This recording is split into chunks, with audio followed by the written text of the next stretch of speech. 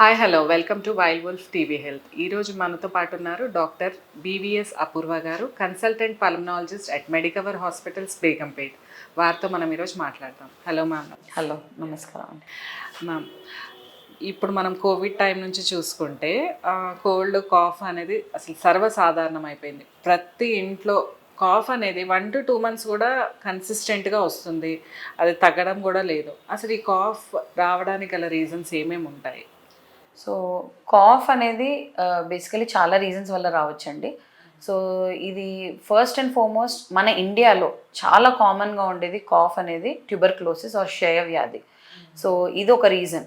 So టీబీలో ఏంటంటే more than 2 weeks వరకు cough ఉండొచ్చు. So this is the first most common cause. అలాగే second common cause మన ఇండియాలో ఏంటి అంటే ఆస్తమా. సో దాన్ని ఎలర్జీ అని కూడా కామన్ టర్మ్స్లో అంటారు. సో ఈ ఎలర్జీ వల్ల కానీ ఆస్తమా వల్ల కానీ కూడా కాఫ్ ఉంటుంది. సో అలర్జీలో ఏంటి అంటే బయట ఉన్న ఎన్విరాన్మెంట్, సో చల్ల గాలి కానివ్వండి, దుమ్ము కానివ్వండి, లేదా పొల్యూషన్ ఆర్ చెట్లకు ఉండే పోలెన్ గ్రెయిన్స్ వీటి వల్ల, లేదా కెమికల్ ఇండస్ట్రీలో పనిచేసే వాళ్ళ వల్ల కెమికల్స్ వల్ల, లేదా perfumes, paint smell, rubber smell, so రకరకాల ఎలర్జన్స్ ఉంటాయి. సో వీటి వల్ల కూడా క్రానిక్ కాఫ్ అనేది ఉంటుంది. అలాగే థర్డ్ కాజెస్ ఏంటంటే మనకి ఇన్ఫెక్షన్స్ అండి. సో వైరల్ కానీ బ్యాక్టీరియల్ ఇన్ఫెక్షన్స్ వల్ల కూడా కామన్గా పిల్లల్లో, అడల్ట్స్లో ఇద్దరిలో మనకి కాఫ్ ఉంటుంది. And last causes cancer. So lung cancer ఉంటే కూడా క్రానిక్ కాఫ్ అనేది ఉండే ఛాన్స్ ఉంటుంది. ఇందులో ఇప్పుడు కాఫ్లో ఎన్ని రకాల కాఫ్స్ ఉండొచ్చు మేడం? సో కాఫ్లో యూజువలీ 2 types అండి. డ్రై కాఫ్ అంటాము, వెట్ కాఫ్ అంటాము. డ్రై కాఫ్ అంటే మనకి మామూలుగా దగ్గు వస్తుంది, దాంట్లో తెమడ ఏం రాదు. అది యూజువలీ మనం కామన్గా దేంట్లో చూస్తామంటే ఆస్తమా ఆర్ అలర్జీస్లో చూస్తాం. కాకపోతే ఈ కాఫ్ ఏంటంటే సీజనల్ ఉంటుంది. అంటే చల్ల వెదర్లో కానీ లేదా దుమ్ముకి ఎక్స్పోజ్ అయినప్పుడు కానీ మనకి వస్తుందన్నమాట. సో వింటర్ సీజన్లో వస్తుంది. అలాగే ఈ కాఫ్ ఈజ్ అసోసియేటెడ్ విత్ పిల్లి కూతలు అంటారు. సో పిల్లి కూతలు కానీ లోపల నుంచి విజిల్ లాగా చప్పుళ్ళు వస్తుంటుంది ఊపిరి తీసుకున్నప్పుడు. సో ఈ పేషెంట్స్కి ఏమి ఇబ్బంది ఉంటుందంటే రాత్రిపూట 2 గంటలకి 4 గంటలకి ఆ సమయంలో ఊపిరి అందకపోవడం, ఆయాసం లాగా రావడము, దాంతోపాటు దగ్గు వస్తుంది, దాంతోపాటు పిల్లి కూతలు వస్తాయి. అదే సమయంలో వాళ్ళకు ఊపిరి అందనప్పుడు వాళ్ళు కిటికీ దగ్గరికి వెళ్ళడం కానీ ఫ్యాన్ కింద కూర్చోవడం కానీ జరుగుతుంది. ఆయాసం వచ్చి ఊపిరి అందట్లేదు అంటారు. So this is typical of bronchial asthma. So ఇది డ్రై కాఫ్. అలాగే వెట్ కాఫ్ అంటారు. వెట్ కాఫ్లో 2 types అన్నమాట. సో తెమడ రావడం ఒక రకము, ఇంకో రకం ఏంటంటే తెమడలో రక్తం పడడం. సో తెమడ అంటే మనకి యూజువలీ ఇన్ఫెక్టివ్ అవ్వచ్చు. సో ఇన్ఫెక్షన్లో మనకి వైరల్ ఇన్ఫెక్షన్ ఉండొచ్చు లేదా బ్యాక్టీరియల్.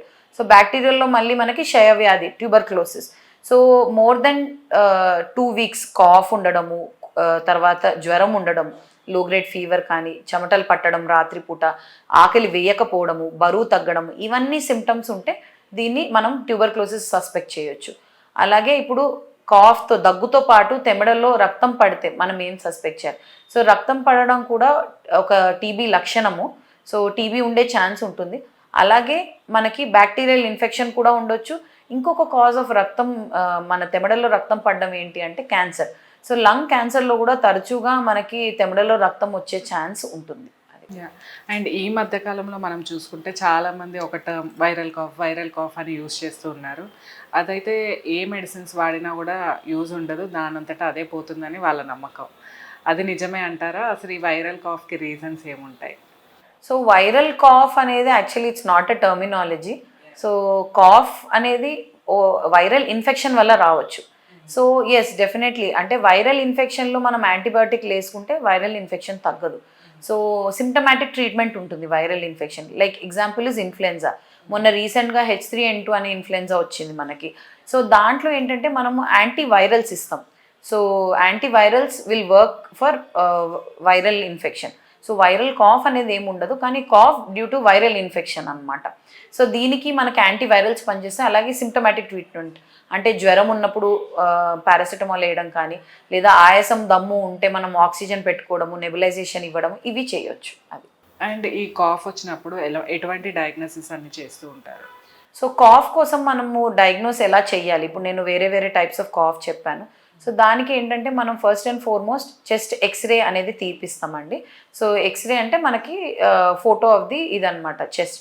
సో ఎక్స్రే తీపిస్తే ఎక్స్రేలో మనకి ఏమన్నా ప్యాచెస్ ఉన్నాయా, నిమ్ము ఎక్కడన్నా ఉందా అనేది ఫస్ట్ మనకు తెలుస్తుంది.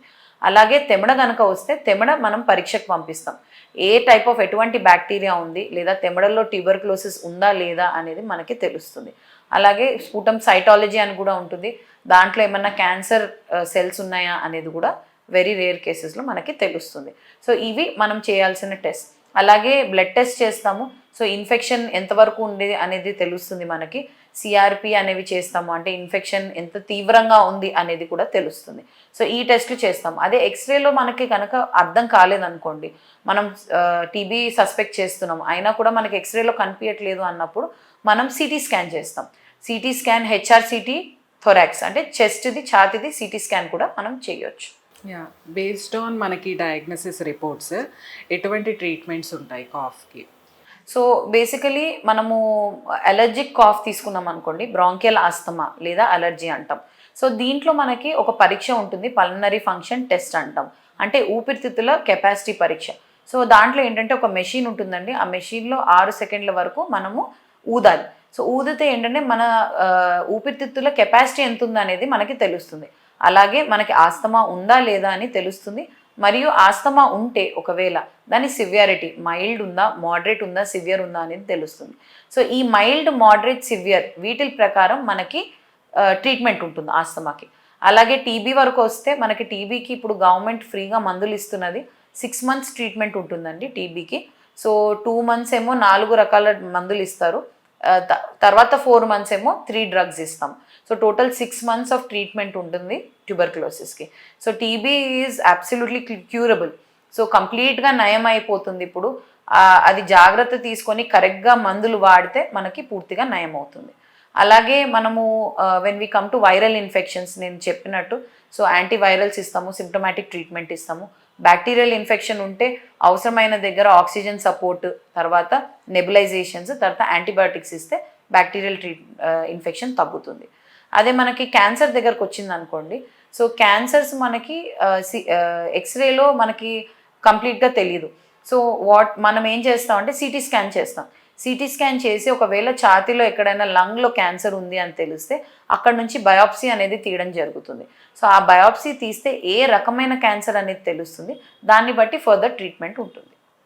యా, అండ్ ఇవన్నీ ట్రీట్మెంట్ అవన్నీ అయిన తర్వాత మామూలుగా ప్రివెన్షన్ ఎవరైనా మేము ఎలా తగ్గించుకోవాలి అని అడుగుతూ ఉంటారు. ఎలా ప్రివెంటివ్ మెజర్స్ ఏమేమి ఉంటాయి కాఫ్కి? సో బేసికలీ కాఫ్ వచ్చినప్పుడు మనము ట్రీట్మెంట్ తీసుకుంటాము. తర్వాత కాఫ్ తగ్గిన తర్వాత ఏంటంటే ప్రికాషన్స్ తీసుకోవాలి. సో దుమ్ము ధూళి నుంచి మనల్ని మనం కాపాడుకోవాలి, పొల్యూషన్ నుంచి కాపాడుకోవాలి. దెన్ ఎలర్జిక్ పేషెంట్స్ అంటే ఆస్తమా ఉన్న పేషెంట్స్ చల్లగాల్లో తిరగకపోవడము, వాళ్ళ సరౌండింగ్స్ క్లీన్గా ఉంచడం. సో యూజువలీ పెట్స్ వల్ల, ఇంట్లో పెట్ యానిమల్స్ ఉంటాయి, దానివల్ల దాని హెయిర్ వల్ల కూడా చాలామందికి ఆస్తమా అనేది ప్రెసిపిటేట్ అవుతుంది.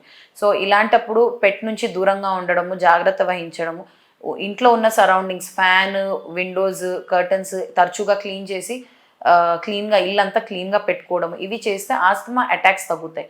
అలాగే ఇంకొక ప్రివెన్షన్ ఏంటంటే వ్యాక్సిన్స్ తీసుకోవచ్చు. సో వీళ్ళు తరచుగా కాఫ్ వచ్చే వాళ్ళు, ఎలర్జీస్ ఉన్న వాళ్ళు, influenza and pneumococcal 2 types of vaccines ఉంటాయి. అవి తీసుకుంటే డెఫినెట్లీ ఫ్రీక్వెన్సీ ఆఫ్ ఇన్ఫెక్షన్స్ అనేది తగ్గుతుంది.